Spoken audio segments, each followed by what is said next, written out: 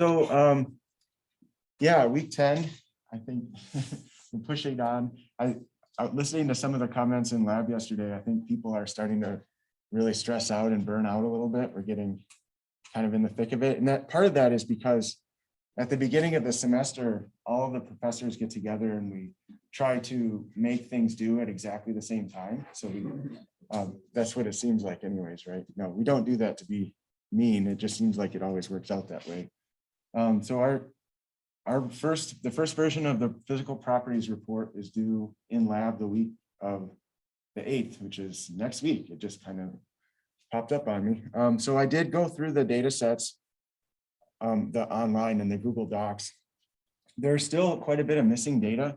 So that makes it difficult to take an average if there's no data. So please get your data in there. There's also some issues where with units. So some of the percent metrics for particularly the water lab, I think that was lab 5 and 5-6 in lab 6. Some people entered in their data as true percents and some people entered them in as a decimal. So that it matters, the units matter. So please go through and make sure that they're consistent. I don't care how it is, you know, it can be a decimal or a percent, but we have to be consistent at least within a lab day. And if you're going to try to make comparisons across lab days, it would be ideal if they were all the same in the same units. So just try to make sure that that's reflected correctly. And I know that can be tricky because there's a way to change the setting in the cell where it looks like it's a true percent, but actually it's point, you know, it's a decimal, and that's because of the way that it's actually presenting the data. So you might have to go in and manually change the number type to either a straight number, which I think is the least confusing, or change it to a percent if you agree that you want all of the numbers to be that way. So I took broad averages by Horizon classes, and I put that at the bottom of the page. So I had to do that because, you know, there was so much variability within a lab day. I mean, some groups didn't have an E, some had 2 A's, you know, some had a B1 and a B2 and a B3, and some people only had 1 B. So I had to take broad averages by class.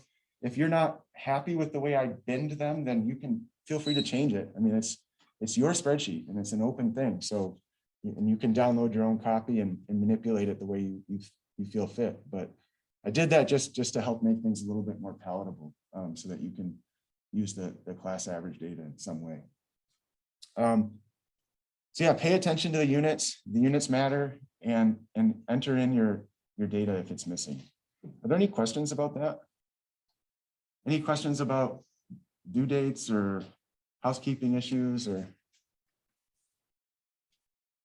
anything? We're good. We're all crystal clear. So just again, the labs that go into the different reports by lab day, that's all spelled out in the very beginning of your lab workbook. And then the rubrics for the reports are also, I think, on pages 2 and 3 in the lab workbook. So we're not scheduled to have any quizzes this week. We're going to try to motor through the major nutrient cycles. We've been talking about how to charge a battery in the soil. And now we're going to talk about, well, what's the important stuff that's on those exchange sites. So some of this will be review. You guys have encountered the nutrient cycles in other classes, I'm sure. You've probably had some exposure to the nitrogen cycle, the phosphorus cycle, the availability of potassium we've been talking a bit about, and then the major cations and anions that would be present in the soil. So this shouldn't all be 100% new. So we're going to go kind of fast. Don't freak out about it. We do go over a lot of different chapters, and I try to hone in on the specific text in the different chapters in the reading list. So if you guys have any questions about that, let me know. But we'll just try to keep it relevant to the major ions and what limits their availability for plants in the soil. So we have macronutrients and micronutrients, and the macronutrients are required in larger quantities because they're more, I wouldn't say they're more important, but the plants just require more of them to grow. So these come from sources in the atmosphere, the air and the water, and then also in the soil. And it's not working. There we go. So from air and water, obviously, hydrogen and oxygen are important components of water, right? And then carbon is also important in creating biomass. And then the soil components, phosphorus, nitrogen, potassium, sulfur, calcium, iron, magnesium, and sodium. So I don't know how you learned the mnemonic for the major macronutrients, but what I learned was C. Hopkins Cafe, mighty good, nah. See how that works? C. Hopkins Cafe, mighty good, nah. Did you learn it a different way to memorize the major cations and the major macronutrients? Well, there's a lot of ways that this could shake out. So if you think of a better mnemonic, I'd be all for hearing it. But these are the major macronutrients, and we'll be going over what governs the availability of all of these guys, probably in the next 50 minutes. Micronutrients, still important, but required in much smaller quantities. So manganese, copper, zinc, boron, molybdenum, chloride, cobalt, required in much smaller quantities, but still quite limiting for growth. And they're particularly limiting in environments that have really high pH, or environments that have low cation exchange capacity, or if we have deep organic soil. So a lot of these micronutrients are limiting for production in wetland environments, for example.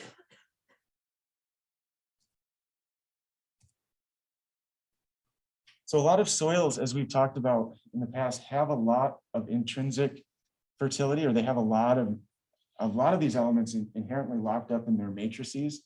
But the problem is that they're not inherently plant available. So that's governed by all the things we've been talking about. You know, how many exchange sites do we have, and what's the pH of the system? What other ions are present out in the soil solution? Those are all things that govern the availability of these elements to plants.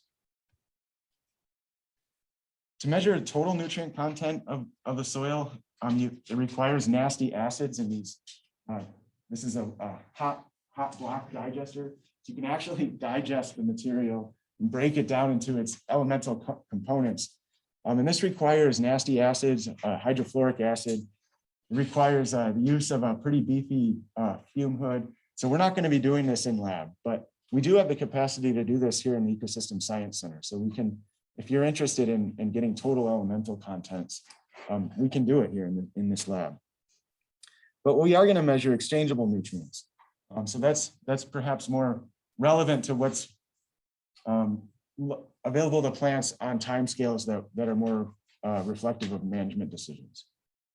So the pools of these elements, you know, start thinking about pools that are analogous to what we talked about last week. You know, the residual or bound pool, the exchangeable pool, and then the active pool, or the pool of elements that are out in soil solution. Those three pools are also relevant to the element cycles that we're going to be talking about. So the same rules apply. They're trying to be at equilibrium with one another, but the amount of these elements that are locked up in the mineral matrix is actually orders of magnitude greater than the elements that are on exchange sites, which is orders of magnitude greater than the elements that are out in the soil solution. So just kind of looking at typical composition of elemental contents in this typical soil, we see that we have a lot of potassium. So a lot of micaceous minerals have a lot of potassium in them. So some people would argue that it's actually not one of the limiting elements for plant growth. But an issue with potassium is that it's just not very strongly held on exchange sites. So even though a lot of soils have a lot of it, it's a big loser in terms of its ability to hang out on exchange. A lot of other things can bump it off of an exchange site. So that's why it's often considered to be limiting. The lowest elements in this case, we have phosphorus and sulfur. So phosphorus is not common in very many minerals naturally. There are only a few types of natural minerals that have phosphorus in them, like apatite, for example. That's a problem. So that's why phosphorus is often considered the most limiting element for primary production.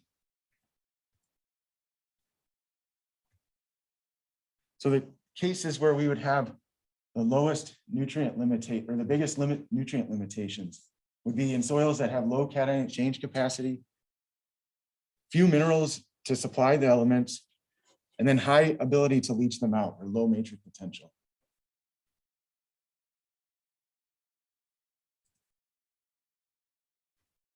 Again, these macronutrients are considered available in these three forms, just like we talked about with the pools of acidity. So the same rules apply here. So the unavailable or elements that would be considered locked up in the residual or bound pool.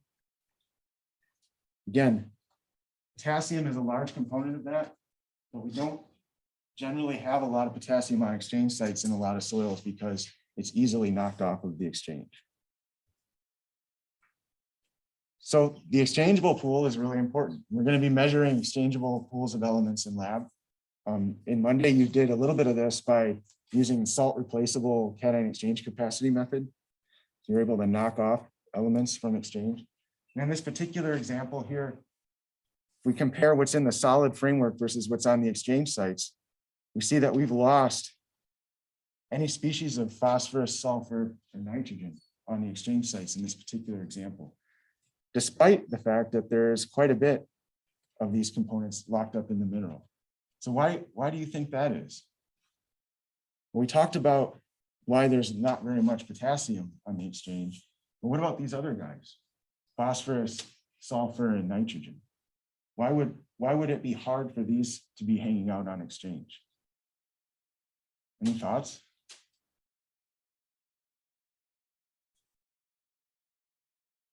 Well, one reason, yeah, what do you think? Because they're anions? Yeah, exactly. Yeah, so these in nature, so we have phosphate, sulfate, and nitrate species. Those would all be anions. So we have way fewer anion exchange sites than we do cation exchange sites in the soil. In other words, the soil has predominantly a lot of negative charge sites associated with the outer surface, not very many positive exchange sites. Where would we pick up anion exchange capacity in a soil? You remember from last week? Where would we likely start to be able to hold on to some of these anions? Yeah, what do you think, Connor? Yeah, well, the answer to everything I ask is organic matter, right? So if we have organic matter, we're going to be able to pick up some anion exchange capacity. And then also when we have lower pH, so if we protonate the surface, so that might be present in some of our alluvial horizons, that are just getting bombarded with acids from the E horizon.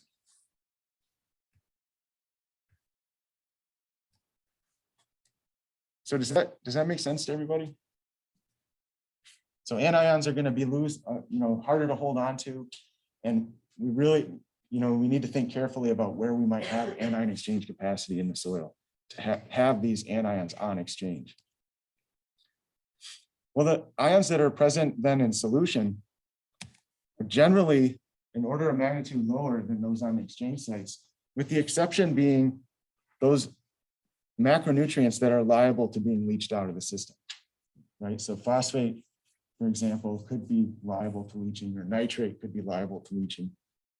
And again, if we look at the concentrations here, we have orders of magnitude smaller concentration than what would presently be on the exchange site. And that rate of replacement, and again, considering that these, just like the pools of acidity, these pools of macronutrients are trying to be at equilibrium with one another. What's going to determine the rate at which the exchangeable pool goes into the active pool, or the residual pool goes into the exchangeable pool?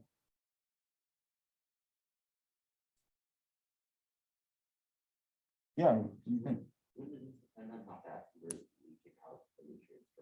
Yeah, it depends on weathering, right? So in the pH of the system. So if we replace this pool, or if we're taking these macronutrients up, then something is going to be trading or exchanging for the ones that are on exchange as well. So similar to the pools of acidity, just like we talked about last week. So we're going to be measuring exchangeable nutrients in lab, exchangeable ammonium, exchangeable nitrate, and exchangeable phosphorus. So we'll be measuring these anions and one cation that are present in the soil solution. And also we're going to convince them to not, get kicked off of the exchange sites by using weak acids that mimic the types of acids that plant roots exude. So we're going to really be assaying the pools of available nutrients.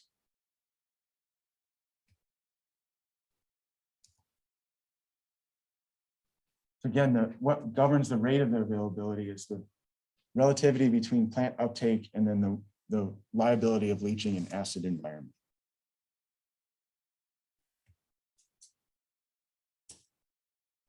So pH is a strong arbiter of the availability of the major macronutrients and micronutrients. And macronutrients and micronutrients can become available at different ranges of pH, which is a challenge for management. So if you look at the top here, what we've got here are these bars across a range in soil pH, ranging from 4 to 9. And the kind of attenuation of these bars, or where they get narrower, is trying to indicate that availability goes down. And then when they're at their fattest, that's trying to indicate that availability is highest. So you can see that the macronutrients and the micronutrients all have different optima of soil pHs, which is a real challenge if you're trying to maximize the availability of these necessary nutrients for plant growth. Also superimposed on here are the activities of fungi and bacteria, or actinomycetes. So your textbook actually breaks bacteria and actinomycetes separately. They break them out apart. But actinomycetes are actually Monera. They're considered bacteria now, but that wasn't always the case. They used to be thought to be separate. And in fact, not too long ago, actinomycetes were actually classified as fungi, which now we know just to be flat wrong. But just as a hangover of the way that things used to be done, your textbook does separate them out, but they behave just like actinos behave just like bacteria. That being said, we can see that fungi are active across a wide range of pH. So fungi predominantly are active at low pH. You know, they're doing most of the work in really acid soils. The bacteria activity starts to peter out at pHs much less than 5. That's an important thing to consider because bacteria and the actinomycetes are considered the gatekeepers of nutrient availability in the soil. So it's not coincidence that a lot of the availabilities of these macronutrients track the activity of the bacteria and the actinomycetes. So look at nitrogen, for example. Its availability pattern directly matches that of the activity of the bacteria. That's because all of the inorganic nitrogen that's plant available is made available because it passed through the gut of a microorganism. So that's why they're called the gatekeepers of nutrient availability. If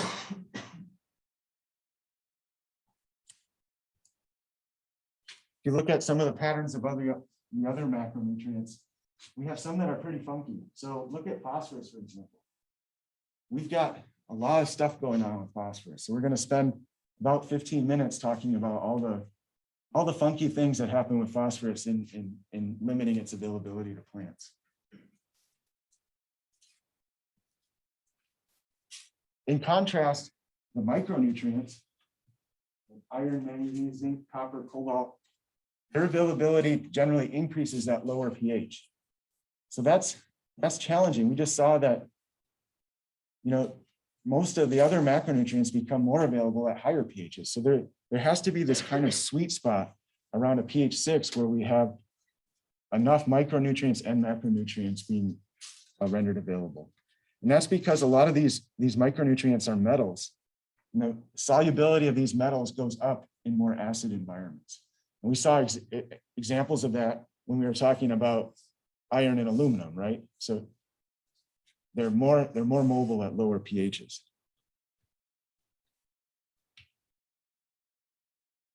So again, those micronutrients then, they're going to become limiting if the soil is too alkaline. We don't have that problem around here. And then also in deep organic soils, because those organic soils are so efficient at putting metals into the residual or bound pool. Remember, we talked about that last week. So organics are very effective at immobilizing metals.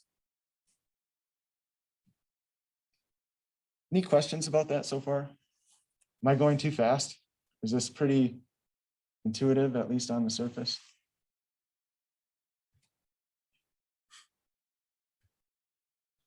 So phosphorus, this is probably our biggest limitation in a lot of ecosystems. It's only available in a narrow range in pHs. So right, circumneutral is where it's most available, most soluble. At lower pHs, it readily complexes with aluminum and iron. And at higher pHs, it readily complexes with calcium. So that's a problem. Also, as I mentioned before, there's just not a lot of it. So it's a pretty rare element to be a pretty rare component of most minerals.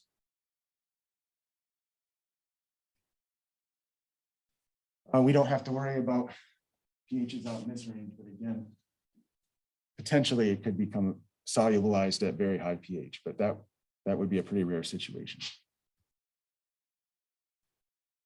There's just not a lot of phosphorus in rocks. I know you can't probably see this very well, but it's a table of numbers and the phosphorus number is very small.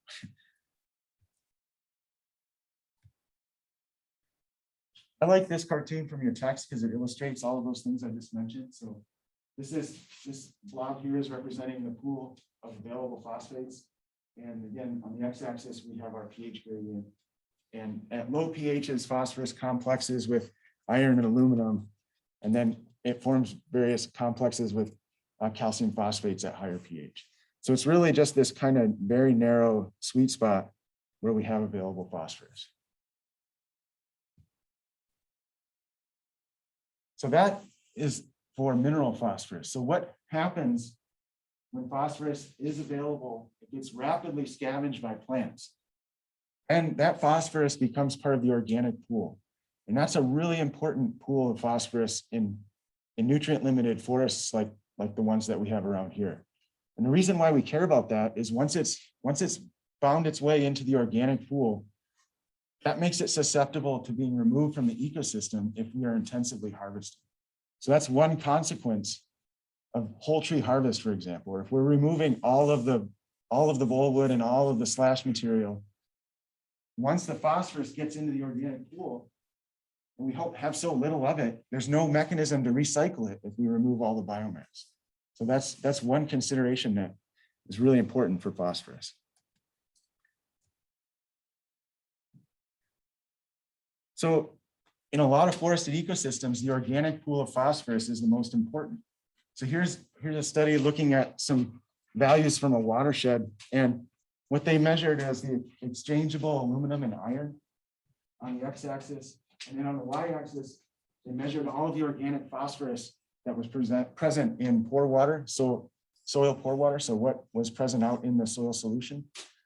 And not surprisingly, we see this positive association between iron and aluminum and the presence of phosphorus, because we know they have a high affinity for one another, especially at lower pHs, right? But what was exciting about this study is when they also measured the inorganic phosphorus, its importance was much lower. In fact, they still had this positive relationship with iron and aluminum, but most of the phosphorus in this forested ecosystem was actually already organic. So that means it got taken up by plants, it got taken up by microorganisms and converted into organic materials. Like phytic acid, for example, is an important organic form of phosphorus.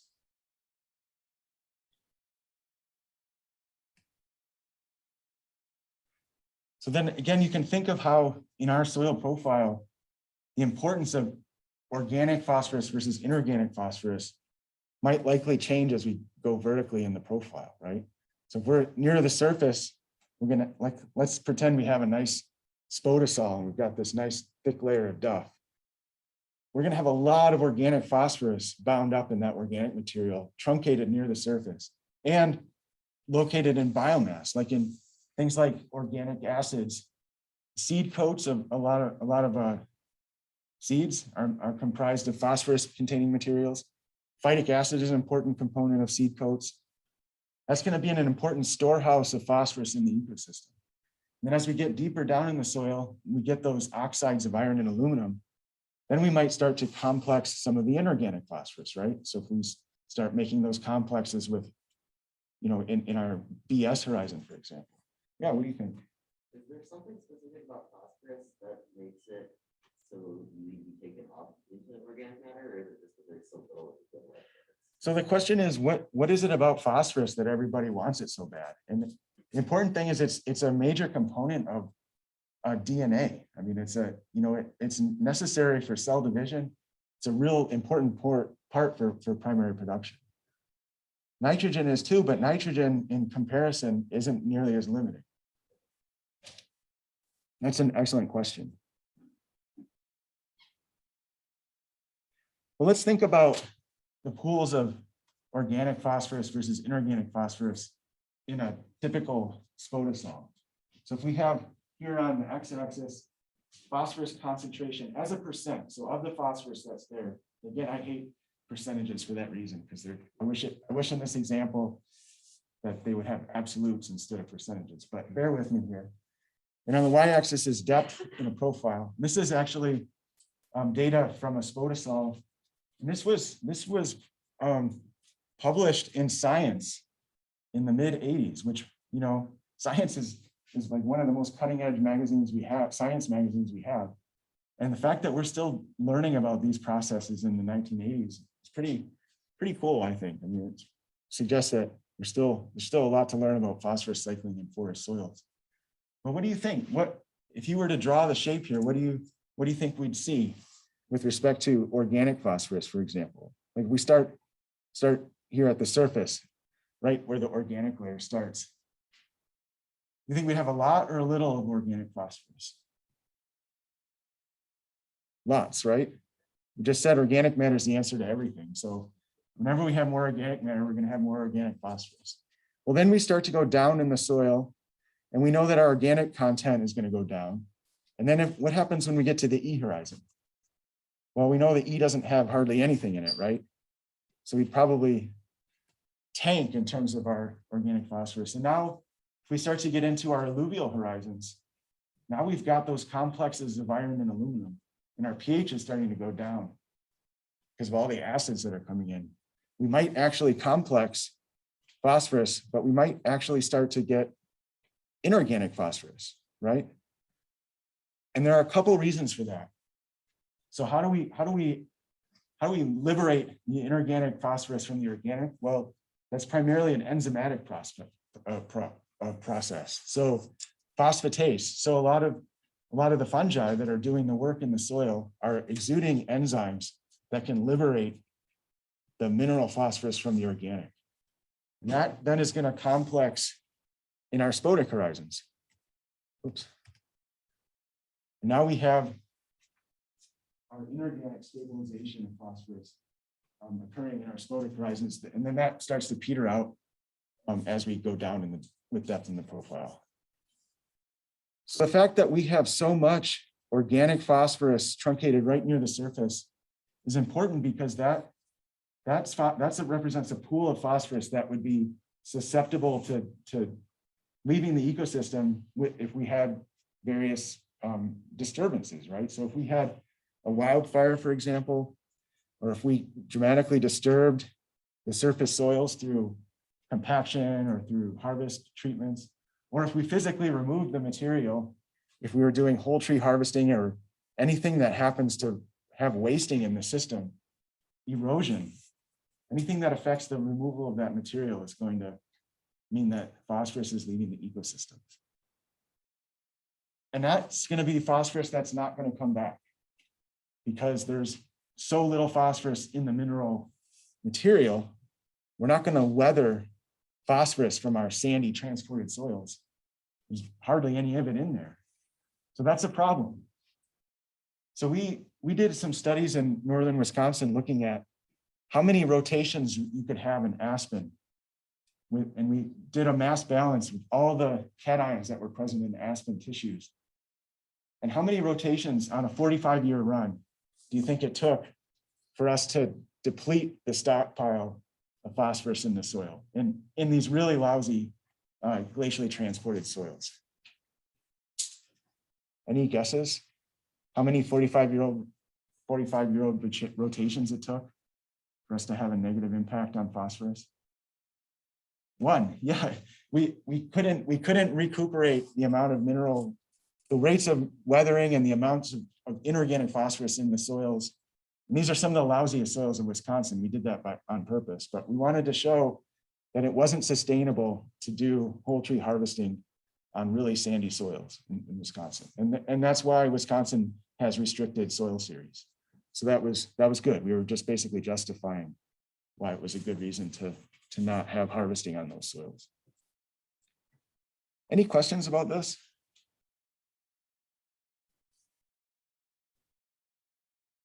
So what do you think, based on everything we talked about, do you think that typically leaching losses of phosphorus are high in intact forest ecosystems?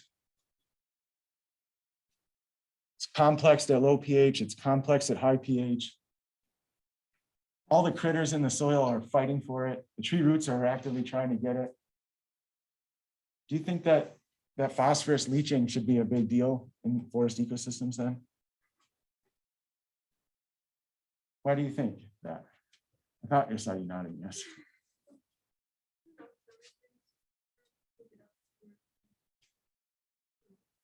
Yeah, everything is trying to take it up. So it's actually pretty well conserved. So phosphorus leaching is not actually very common. Where it is a big problem is when we have erosion or wasting. So if we actually are physically removing the phosphorus. Another place where it's a problem is when we have continued removal of biomass, because that's going to remove the organic pool of phosphorus, which is so important for our forests.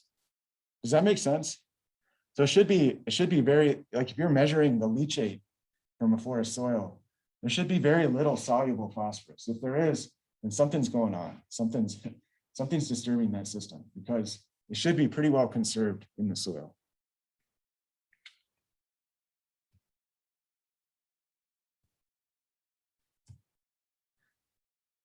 So if someone was to ask you about doing a nutrient budget for harvest out in the Barragate Plains, you would probably be able to make a good convincing argument that a lot of the phosphorus that's actually in the ecosystem is bound up in organic pools, right? In the duff layer. That would be an important source of phosphorus in that ecosystem. And you understand why that is? So one thing that you could measure if you were interested in understanding, well, what's limiting the availability of phosphorus in those systems would be measure the organic pools and then also do some sort of assay for the activity of the phosphorus liberating enzymes, the phosphatases. That could be an important thing governing the availability.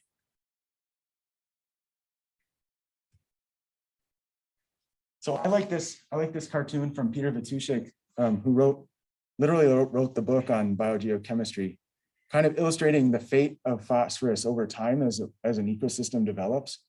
So a young ecosystem has a lot of the phosphorus still bound up in mineral forms. And over time, as that weathers out, becomes labile, it goes into one of these pools. Either gets taken up by biomass and gets immobilized, or it gets occluded in complexes with iron or aluminum, or in complexes with calcium. And another thing that you notice is that over time, this line continues to go down. So with continued weathering, phosphorus is generally, with some exceptions, on a one-way trip to the ocean. And then once it's there, how do we get that phosphorus back into the soil? Well, it can happen with like tectonic lift, or as we change, on this time scale of changing Pangaea into our continents. So that could help lift some of that oceanic phosphorus back into the soil. Well, what do you think? Is the phrase phosphorus cycle even appropriate? Should we call it a cycle?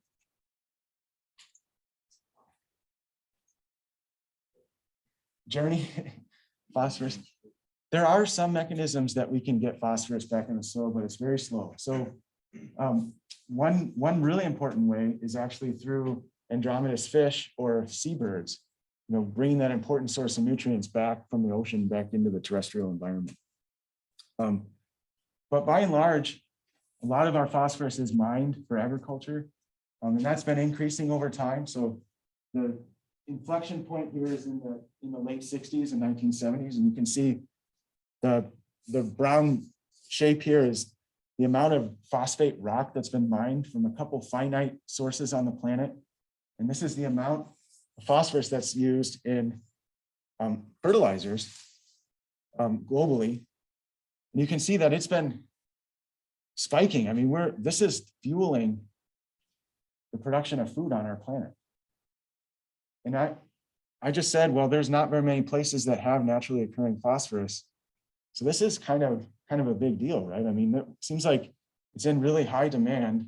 And if it's not in very many places, and we're using more of it every year, I mean, it's increasing exponentially. Are there some concerns here? Have you heard about phosphorus shortages in other classes or global issues or anything like that? Not really, huh? I mean, it doesn't seem like it's a very big deal, but when I look at data like this, I think, man, if I was a rich person, I think I'd be investing in phosphorus. Seems like a pretty solid bet. And actually, you know, some work has come out and there's some estimates that there might be what's called peak phosphorus, which is just like, you know, might have heard of estimates similar to this for oil, you know, that there was an estimated time when the need will far exceed the demand or the supply. And they estimated approximately by 2030, we'd be maxed out in terms of our ability to mine phosphorus rock for agriculture. So that's sorry for the depressing news, but it's kind of a big deal. And the reason why it is a big deal is because there are no substitutes. So like nitrogen, you know, we have the Haber-Bosch process, so we can use fossil fuels to extract nitrogen out of the atmosphere, and we can make mineral fertilizers in the lab. We don't have a Haber-Bosch process for phosphorus. So the only way we can get it is if we mine it. So that's kind of a bummer. Any thoughts about that? Anything anybody wants to add? Yeah, Will. Anyone that's like trying to figure out how to fix it? The question was, is anyone trying to fix this? And I would assume so. I mean, it seems like the writing's kind of on the wall. What are the implications of, you know, once say 20, 30 years, 40 rolls around, and our ability to mine phosphorus rock is like the comes to zero? What's that? You know, just like a crash in global agriculture? Is that what you'd be implying, or is it kind of? I don't know. I mean, I look at the data like this, and I can put this paper on Canvas if you're interested. And I would encourage you to do your own research. This is just one study that I found. But you can't, I mean, the prediction you can maybe question, but what you can't question is the data. Like that exponential increase is real. That's not modeled information. That actually happened. So assuming that there's a finite amount of phosphorus, it's probably not a question of if, but when we're going to approach a plateau like that. So that's something to think about. Invest in phosphorus. You can. Yeah, and Annika.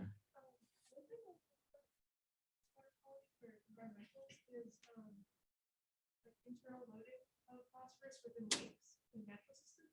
So if there's any way that we could stop like the horizontal leaching from agriculture and like be able to harvest it and use it, then maybe that's something, or we can try and harvest it from natural systems. I don't know. Yeah, that's really important. So the point was about loading of phosphorus in lakes, and that's an important thing because actually the stoichiometry of phosphorus matters. So the ratio of nitrogen to phosphorus is really important for governing fixation rates. And I think that is part of the problem, is that when you drive the N to P ratio way down, you start to induce fixation, which can feed back on the problem. So that's part of it. I don't know, in your class, did you talk about somehow trying to harvest the biomass that the phosphorus is getting tied up?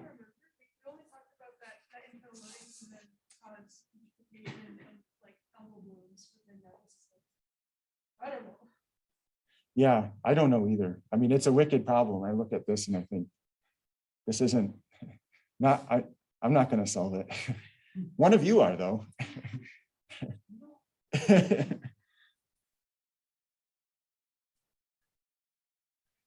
So adding insult to injury, and I hate this little bar. I'll move it. So the phosphate reserves that we do have are in control of only a handful of countries. And a lot of them are in Morocco and China, and there are a few in the US, but this could only just make things worse, right? I mean, if we know that this important resource is only available in a few places that are currently not doing so hot or exploding in terms of their economies. Yeah, I don't know. It's just another thing to consider.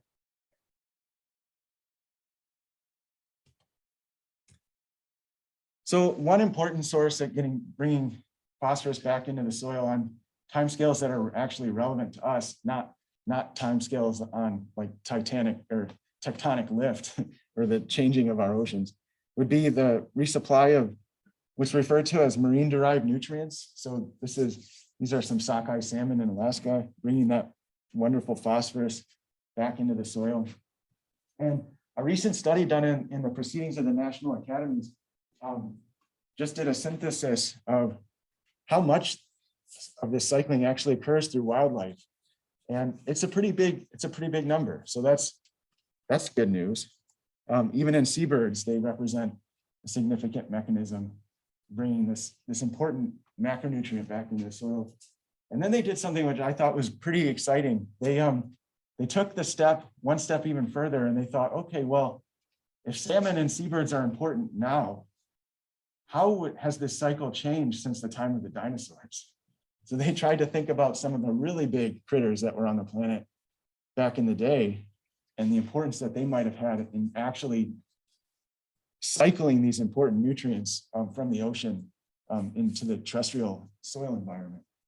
And they did some back of the envelope calculations about what mammoths might have been doing for replacing the nutrient pools. I don't know, I'll put this paper up too. I just thought it was fascinating to think about how this important elemental cycle, and I will call it a cycle here because it is cycling, may have changed with the change in the megafauna that we have now versus what we used to have.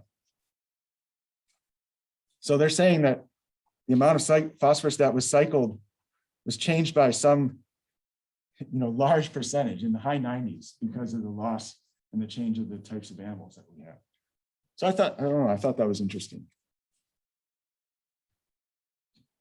Okay, that's the phosphorus cycle as fast as possible. So I think maybe we need to get a little oxygen. So I'll just take a few minutes here to get some oxygen in our brains and maybe go replenish your coffee or whatever.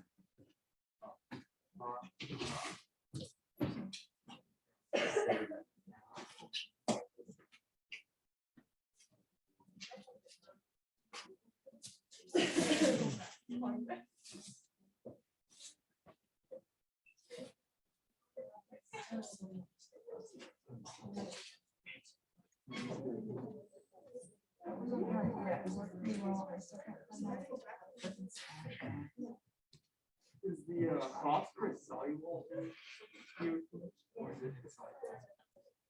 I think if the pH was circumneutral, it would be soluble.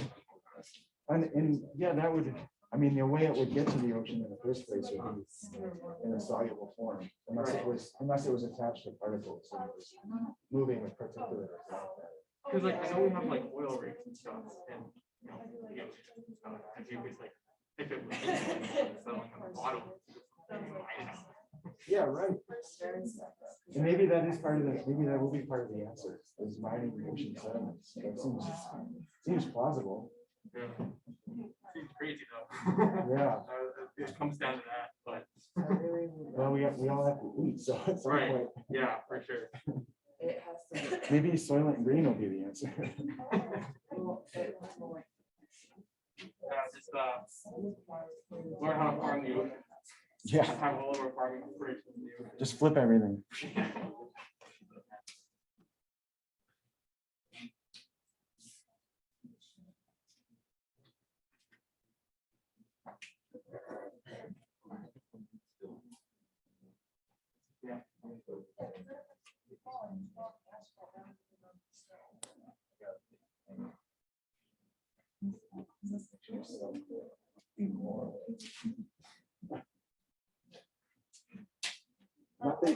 Nothing makes islands go down like phosphorus, I tell you.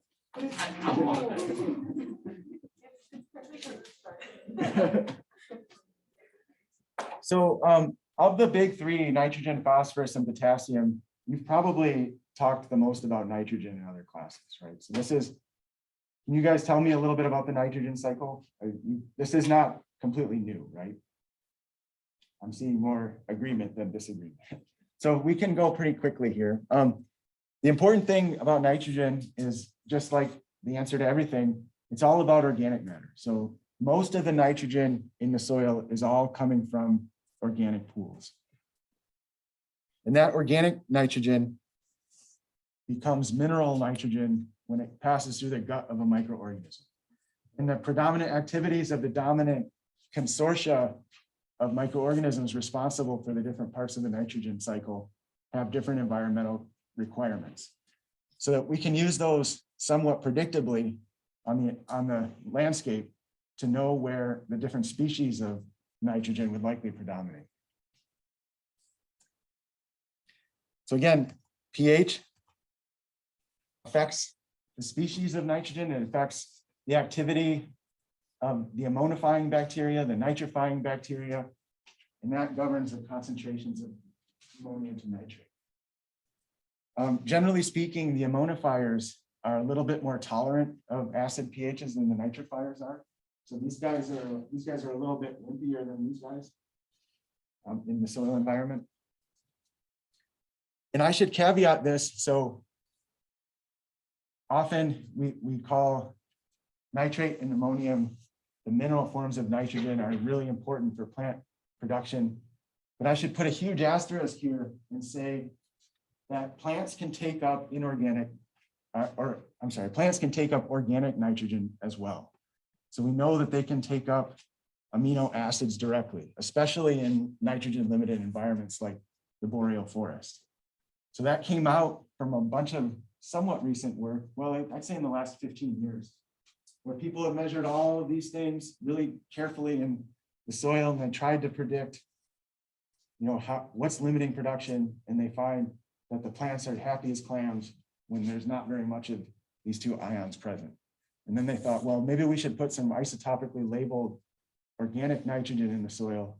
And sure enough, they find it getting taken up directly into the plants. So all of this talk that we have about the nitrogen cycle and how the bacteria are limiting the availability of these two most important ions got completely short-circuited when they found out, well, plants can actually just take up the organic kind directly. So yeah, comment. Why is nitrate like here, like is it leached out fast? Oh, sorry. So the question was about my comment about this being wimpy. And what I meant was that the consortia, the nitrifying bacteria, are not as tolerant of low pH.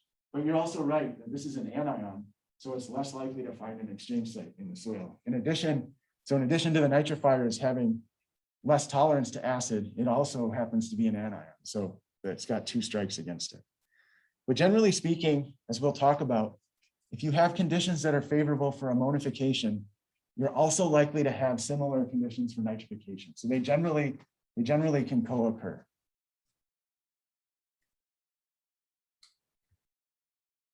So I'm going to go through the nitrogen cycle in its most simplistic form.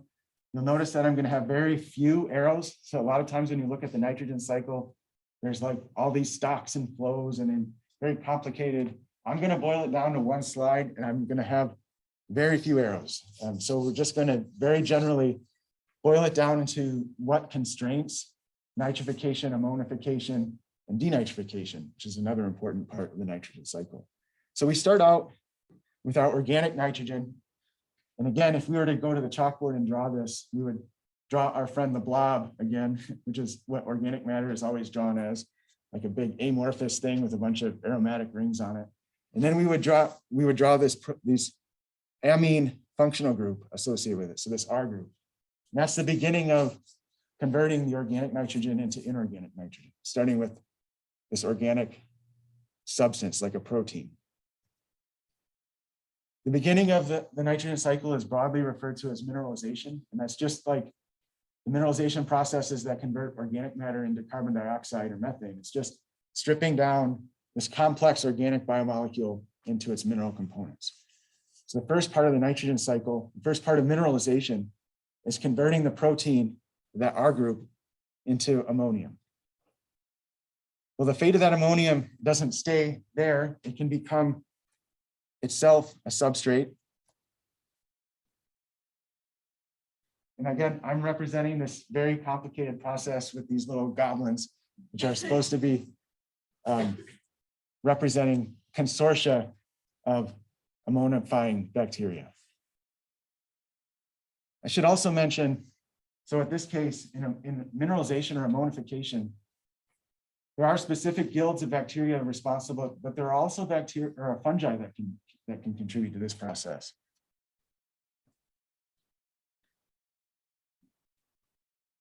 And in the nitrification, again, we can convert that ammonium into nitrate. And then the fate of that nitrate doesn't stay there.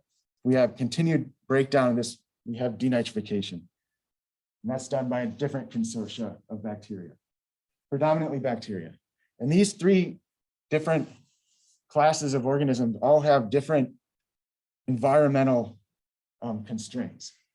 So in general, the ammonifiers are aerobic heterotrophs, which means that they need oxygen and they want some yummy carbon. So they're just like you and I. They take in oxygen and they convert Subway sandwiches into water and CO2, right? So that the same thing would happen in the soil with ammonification. So the constraints to the first step of the nitrogen cycle, again, are a nice labile, yummy carbon supply. So something that has a pretty good distribution of carbohydrates and nitrogen, pretty yummy stuff. And then also a pretty good supply of oxygen. So at least 10% air-filled pore space to support aerobic heterotrophy in the soil. Well, the nitrifiers, they're also aerobes. So they would like to have 10% air-filled pore space, but they're not heterotrophs, they're autotrophs. So that means that they're not using, they don't care so much about the source of yummy carbon. What they care the most about is having a source of ammonium that they're going to use. And they're going to get their carbon from inorganic material, so CO2 and soluble salts. So that means that the constraints to nitrification, aside from, like I just mentioned, them being a little bit less tolerant of low pHs, basically they have similar constraints as the ammonifiers do. So as long as we have happy ammonifiers, that means that we've got oxygen present.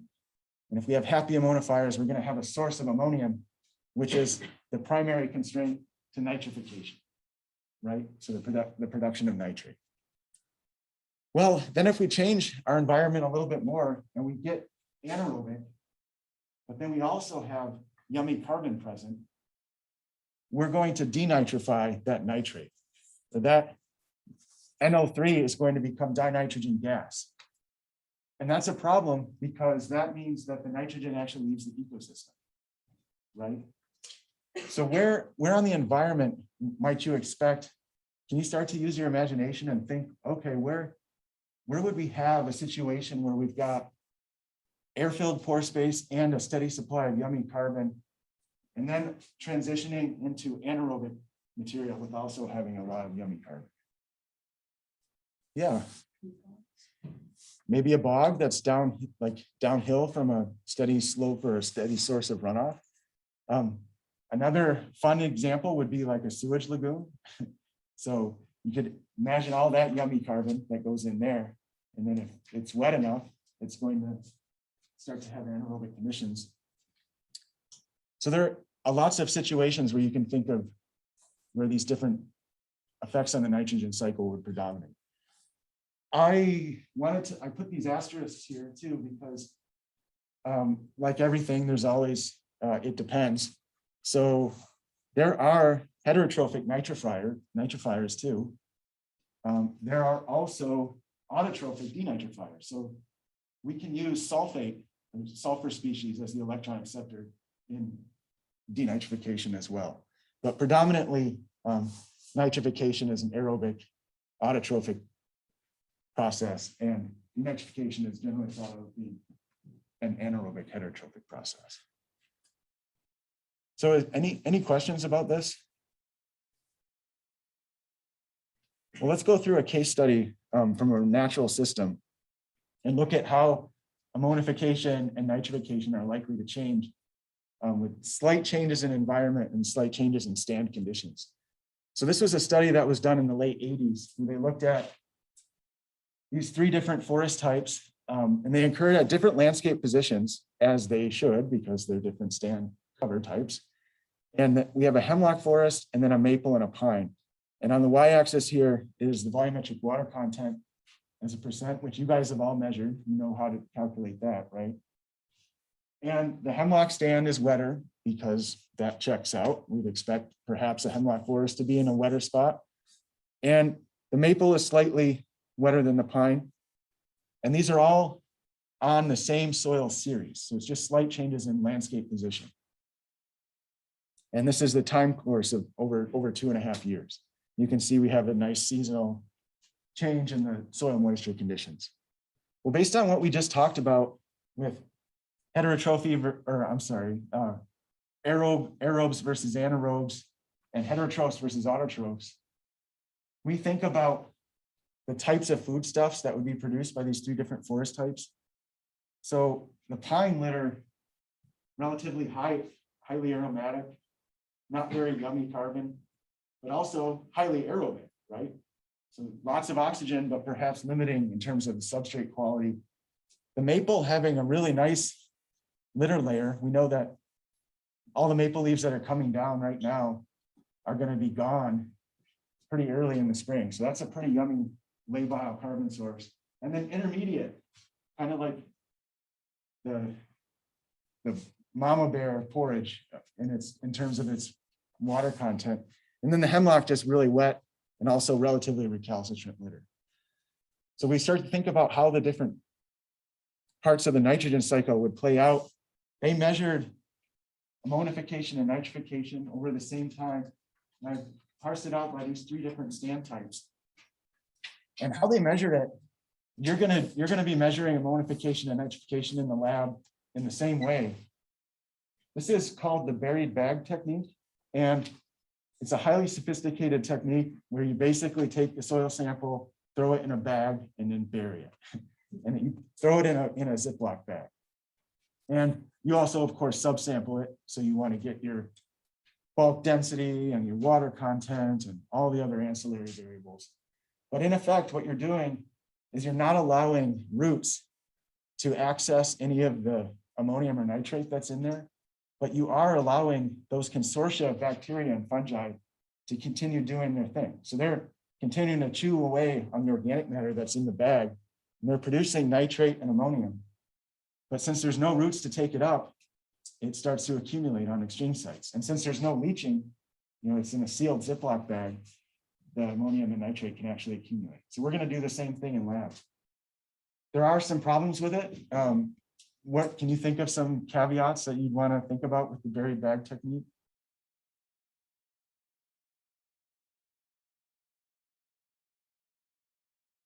Yeah, what do you think? Well, yeah, something could compromise the bag, but I was thinking, assuming that there's no compromise. So what it doesn't account for is the incorporation of any of that nitrate or ammonium actually into microbial biomass. So you have to do some additional measurements, some way to assess what the microbial biomass at time 0 was and what it was at the end. So that's a big thing. And that's considered, what we call that is called the mobilization. So all the nutrients that end up in biological pools that are no longer plant available, but still in the system, primarily locked up in biomass, those pools are referred to as being immobilized. So that's one thing that the method can't account for. But even that being said, the maple forest, we see the mineralization, or this is again referring to ammonification and the nitrification in the hash bars. Generally speaking, in the maple forest, so we've got oxygen present, we've got nice yummy litter, ammonification and nitrification were allowed to happen approximately in lockstep with one another. So you see they're pretty much following the same pattern, and they're following this nice seasonal pattern wherein the hot spot, when temperatures are high and moisture is sufficient, those microbes are cranking away and creating nitrogen, ammonium and nitrate.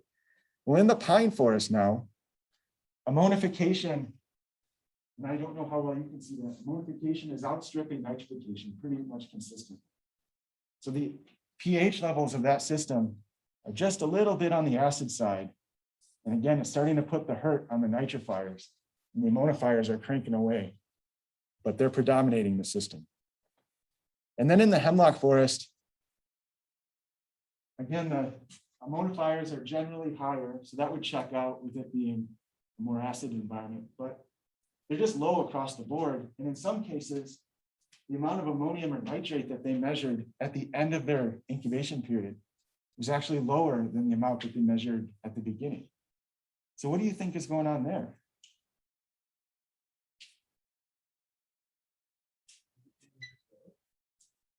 It's being used up by whom?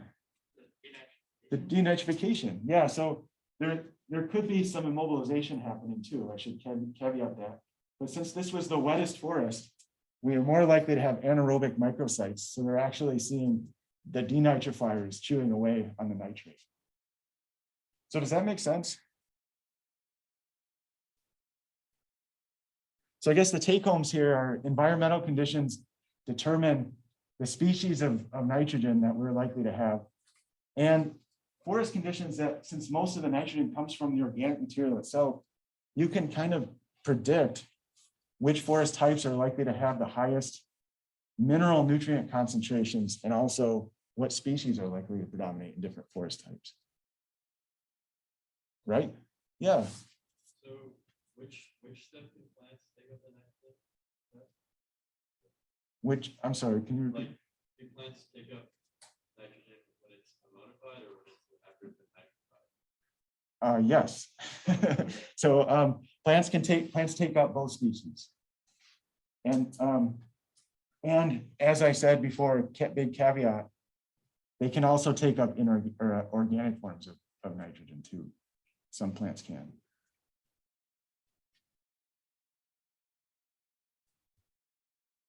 So that's the nitrogen cycle, and we can think of examples how these different processes would play out on the landscape. You know, if we consider, you know, a farm with some livestock out here, again, yummy carbon, but aerobic conditions with permitting some runoff. And then if we've got some anaerobic conditions, we have a different fate of that nitrogen, we have denitrification.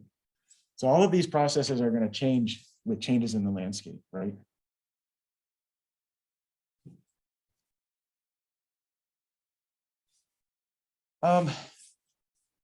Yeah, that's interesting because our management decisions have been changing over time too. So we've been increasingly adding more mineral nitrogen and more mineral phosphorus to our fields than the rates at which the plants can take it up. So that has important consequences for, like Annika said earlier, the loading of things like phosphorus and nitrogen into aquatic systems. This is data that was summarized pretty recently. And you can see that what's being depicted here on the y-axis is the amount of applied fertilizer, either nitrogen or phosphorus, that's in excess of that actually being able to be taken up by a specific crop type. So this is something that you're going to have to wrestle with as environmental professionals. Yeah.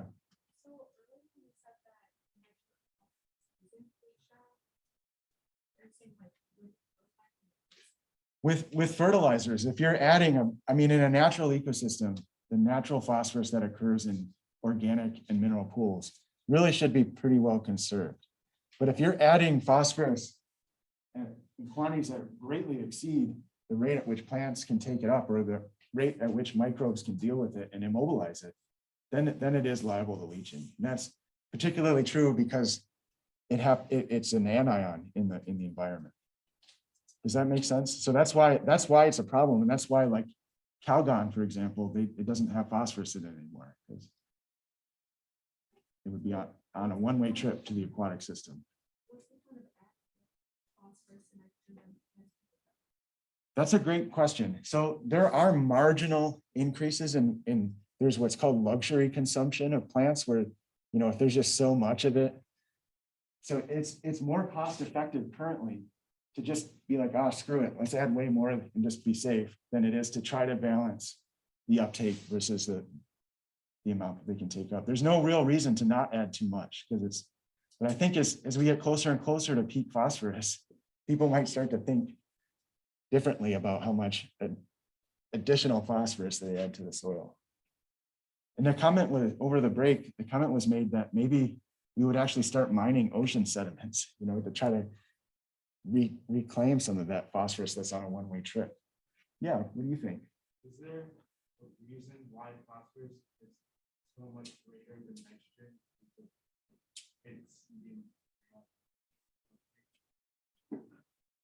Yeah, I think because it's generally more limited. So they're adding just way more phosphorus in this case to try to get into that luxury consumption.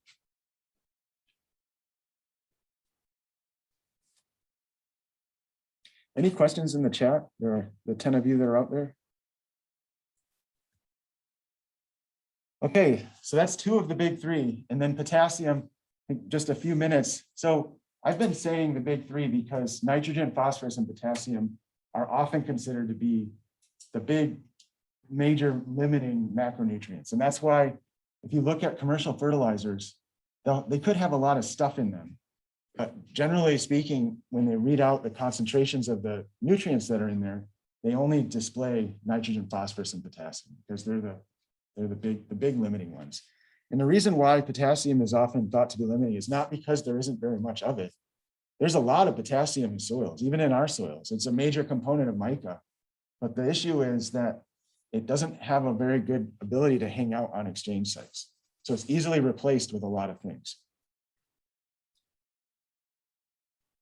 So that's the problem there. But thankfully, we have a lot of it. So that's a good thing for potassium. And some people would argue that potassium really shouldn't be considered one of the big 3 limiting nutrients for that reason. Calcium and magnesium are also really important. We talked a little bit about that last week, particularly with respect to sugar maple decline. It's thought to be a big contributor to that. And they're limited at lower pHs because they're, like we talked about, species like aluminum, or if we have enough protons, we can put calcium and magnesium out of the exchange site and into solution. So if we were to think about where we would expect to find the most exchangeable calcium in a soil, which soil horizon do you think we would find the most calcium in?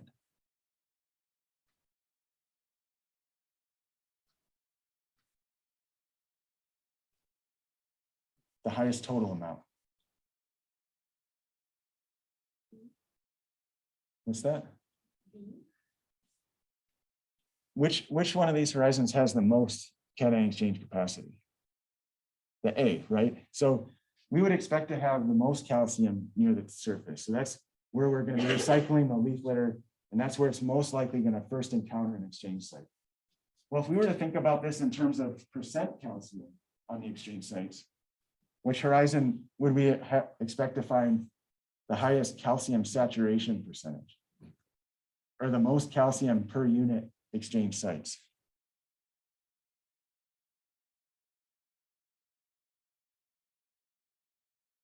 Let's see on the Oh, notes.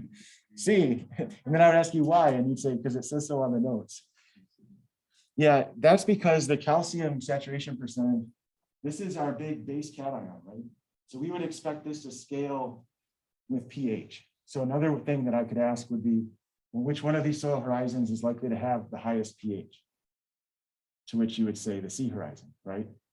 And we would know that pH then would scale pretty tightly with calcium saturation percentage. Does that make sense? Yeah, Jared. Why does the sea layer have the highest?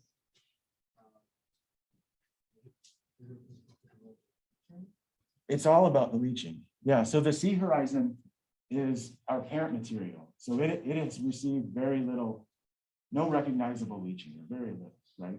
So it's still got a lot of the base cations locked up in the mineral matrix.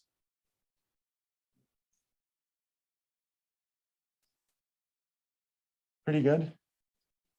Is this a good place to stop for now? I'm not seeing like smoke coming out of yours or anything. Are we feeling pretty good about the pace? Well, we'll pick up on this and we'll talk about, on Thursday, we'll talk about the Hubbard Brook experiment, some of the really cool stuff that they've been doing, looking at long-term trends in these nutrients in response to various harvest treatments.